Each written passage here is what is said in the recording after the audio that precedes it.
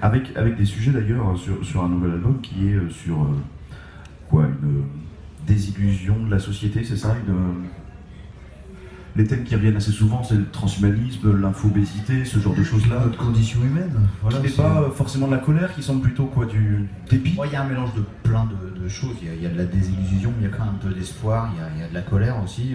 Voilà, on a observé, en 9 ans, on a eu le temps d'observer le monde qui nous entourait. Ce qu'on a toujours fait d'ailleurs, en fait.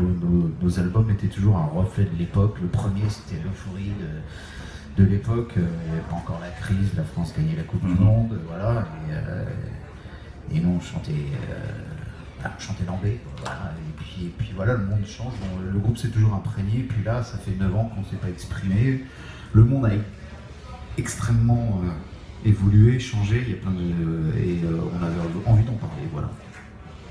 Et on a parlé d'amour aussi un peu quand même, parce que sinon ça aurait été un peu plombant. Et qu'est-ce que j'ai appris c'est quoi cette histoire de casque de gladiateur?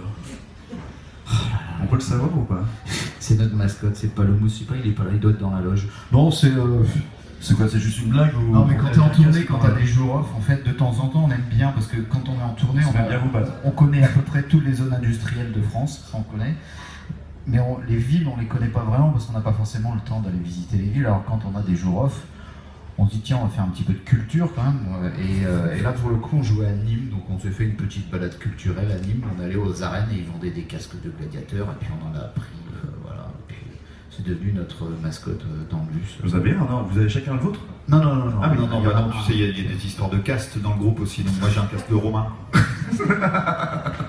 Ah oui, là aussi, d'accord. Non mais c'est un running gag, parce qu'il y a quelques années, on s'est battu avec des épées. Ah, ça balance, d'accord. À Carcassonne, on avait acheté des épées, on s'est fait un combat tous les deux à 4h du mat sur le parking avec le bus qui nous éclairait, genre Highlander. Bon, il était 4h du mat et Julien, notre manager, est arrivé, il a commencé vraiment à flipper là, parce qu'il y a des mecs arrêtés là, parce que ça devient dangereux.